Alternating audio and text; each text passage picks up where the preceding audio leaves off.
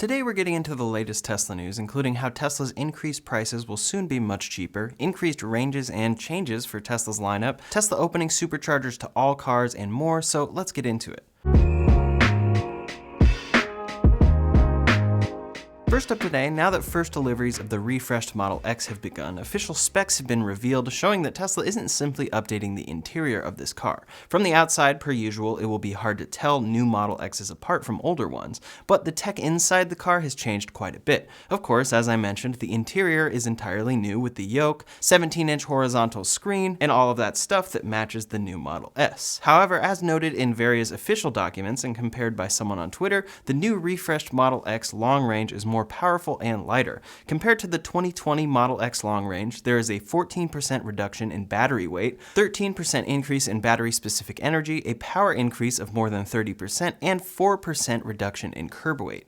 These filings only represent the Model X long range so far, so we'll see what happens when Tesla files these same documents for the Plaid Model X. It should be a bit heavier with 3 motors, but below the specs of the previous Model X performance out of the water.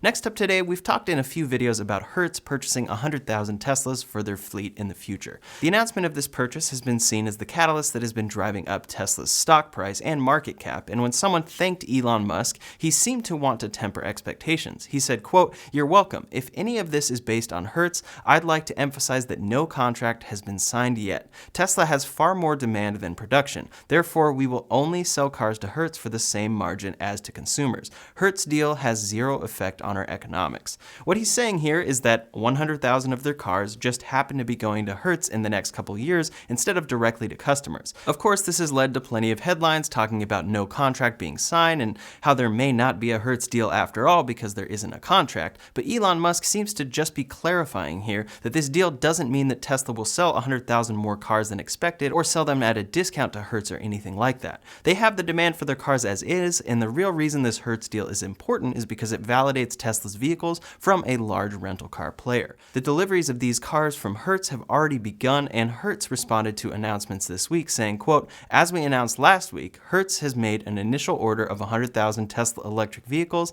and is investing in new EV charging infrastructure across the company's global operations. Deliveries of the Teslas already have started. We are seeing very strong early demand for Teslas in our rental fleet, which reflects market demand for Tesla vehicles." So while headlines may want you to think that this deal is falling through, Elon is just clarifying that Hertz is a customer buying lots of cars, just the same as if you or I decided to buy a bunch of Teslas, same price and all without a contract. While we're talking about unnecessary negative headlines about Tesla, you may see another one today about a recall of 11,704 vehicles for an emergency braking issue. This was an issue with Tesla's full self-driving beta that Tesla quickly fixed with an over-the-air software update. It affected 11,704 cars, but again has already been fixed. So it's technically a recall, but will not impact anything going forward. It really just shows how separate agencies like NHTSA are from the future of software fixes that Tesla has been pushing out for years. As always, when Tesla does something wrong or bad, it should be talked about, but it's funny and frustrating to see headlines like these come out for things that don't matter or Tesla has already fixed in software updates. Next up today, Tesla just updated their 2022 lineup of cars with a couple new features and increased ranges. First up, for the Model 3, Tesla has dropped the name Standard Range from the lineup. Now there are simply 2 types of Model 3s you can buy, rear-wheel drive or dual-motor all-wheel drive. Within rear-wheel drive, there is the normal Model 3 with a range of 272 miles EPA. This is an increase of about 9 miles over the previous model year Model 3 standard range. It's not entirely clear what this increased range is coming from, whether it be an updated battery pack, reduced weight inside via software, or simply updated EPA testing, but 9 miles is definitely welcomed. What you'll note quickly on the website is that Tesla now updates the range for whichever wheels you choose. In this case, for the rear-wheel drive Model 3, if you choose the 19-inch sport wheels, you'll see the range dropped 5 miles from 272 miles to 267 miles. Interestingly here, the quoted 0 to 60 has actually gotten slower, down to 5.8 seconds from the previous 5.3 seconds Tesla quoted for years. That's a half a second slower, and I'm not sure why this has happened. For the Model 3 long range, Tesla has increased the range by 5 miles EPA to 358 miles.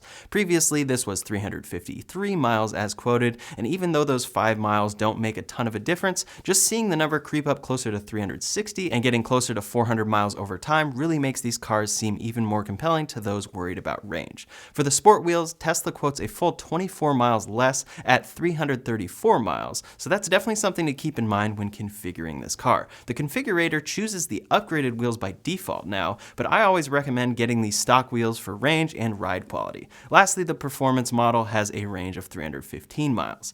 For the Model Y and the long-range configuration, the range has now increased by 4 miles up to 330 miles. Some have noted that this is now only about 21 miles less than the Model X, which comes at nearly double the price. Previously, this was 326 miles, and Tesla now distinguishes the difference in wheels. If you upgrade to the 20-inch induction wheels, you'll see a range of 12 miles less at 318 miles EPA, but you will see a quicker delivery date. The performance model gets a range of 303 miles EPA. What's new in this configurator as well is Tesla distinguishing range changes for the 5 and 7-seater. If you choose 7 seats, it will drop your range 4 more miles. So the longest EPA range Tesla Model Y you could buy would be the cheapest model with standard wheels and 5 seats at 330 miles of an EPA range. If you upgrade wheels and get 7 seats, you'll drop down to 314 miles of range. The Model S remains the same as far as we can tell, and the Model X now shows range differences for each seating configuration and wheel option. The long-range Model X with 20-inch wheels gets 351 miles of range with 5 seats,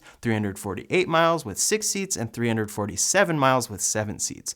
For me, it's great to see the range reductions on the more expensive wheels because this is something Tesla has never quoted before, but seemed pretty obviously to be the case. With all of these updated ranges, it's unclear where the updates have come from and why the ranges have actually increased. Likely nothing has changed, but the EPA tested these cars again and got higher numbers. However, for the larger change of the standard range Model 3 dropping the name standard range and getting a range increase, that could be attributed to Tesla moving to a new battery pack. It could also be responsible for why the 0 to 60 has gotten slower on that model. The rear-wheel drive Model 3 will be moving to LFP cells, which are a different chemistry entirely, allowing you to charge to 100% regularly without any concerns. Tesla announced this move globally but didn't give a timeline, so those could be the battery packs quoted in these numbers. If they do move the normal Model 3 to those packs, it'll be a bit more complicated to explain to people how to take care of each car and what the advantages are for lower range or longer range, but it appears to be the best for supply chain right now. Next up today, as Tesla updates their cars, prices have continued to increase. There are many reasons for this, but one is the impending tax credit and the fact that soon enough the $35,000 Tesla Model 3 will be back.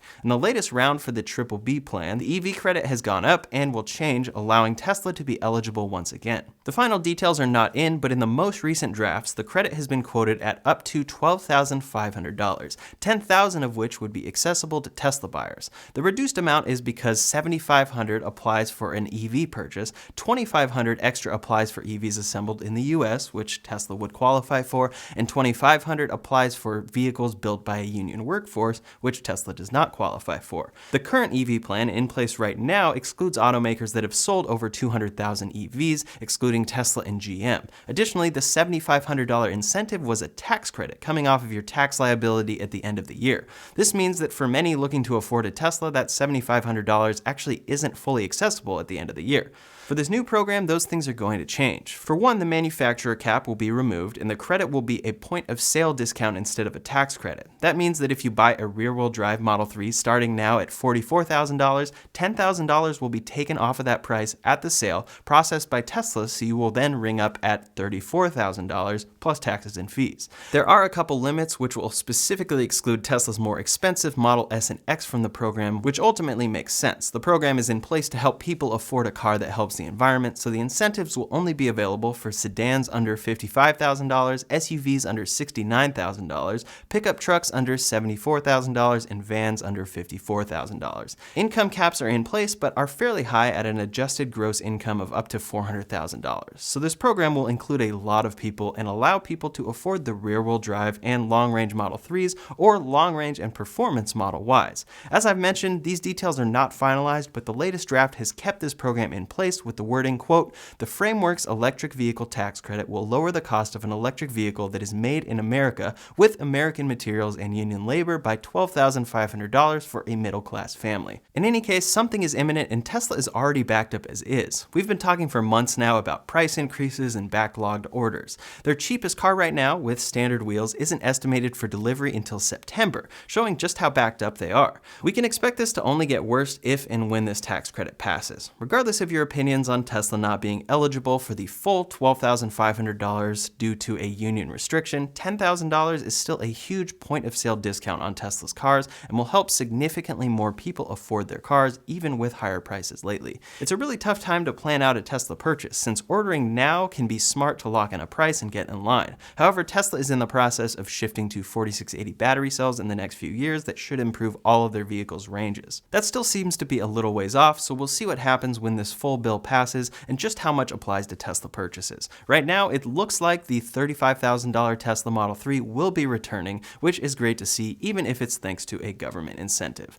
Next up today, Tesla has officially started the pilot program of opening up their Supercharger network to non-Tesla vehicles. This is a controversial decision that makes sense for the future of electrification, but could cause some lines at Tesla Superchargers that are already getting backed up with Tesla's current demand.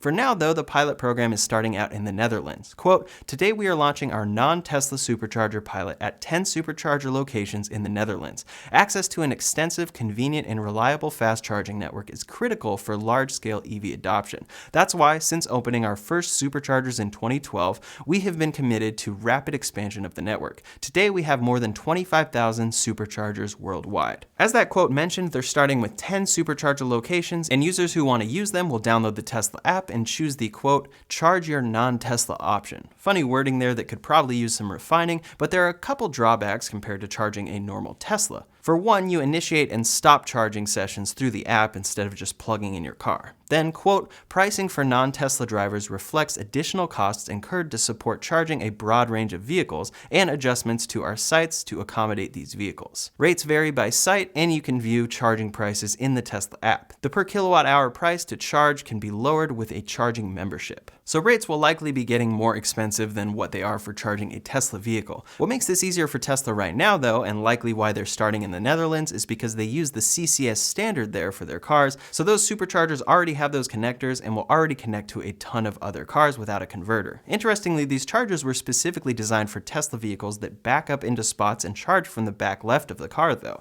Not all EVs share this at all, so Tesla's chargers may have a hard time reaching various cars, causing issues with weird parking maneuvers. To this, Tesla said, quote, "Certain Supercharger site layouts may not be suitable for some cars. Please do not obstruct other cars by parking over the lines if the cable cannot comfortably reach your car."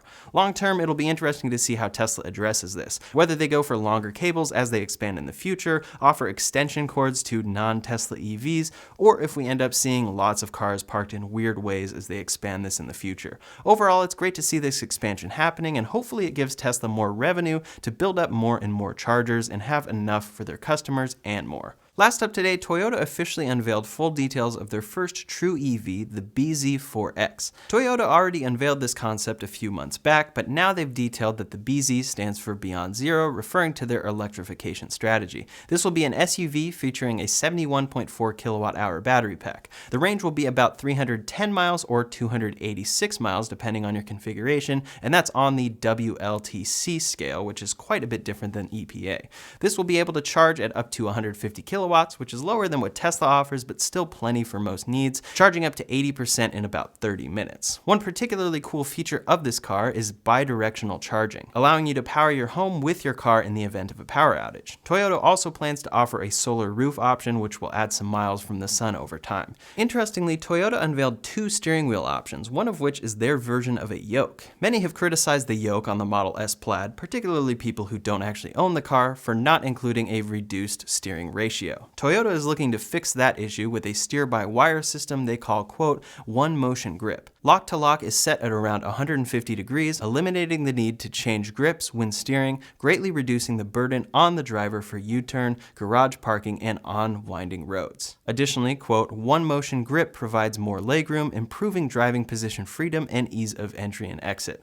Toyota has been very anti-electric vehicles, so it's good to finally see them making an EV, even though this is first launching in Japan in mid-2022, so it's still a ways off from the US. We'll see how the range ends up on the EPA scale and how this car truly compares to the Model Y in price and features when it launches, but it's great to see another company making what looks to be a compelling EV. That's all the latest Tesla news for today, so in the meantime, if you want to check out my full review of the Tesla Model Y after 20 months and 23,000 miles, you can check out that video linked up here or in the description below. Thanks so much for watching, and I'll see you on the next one.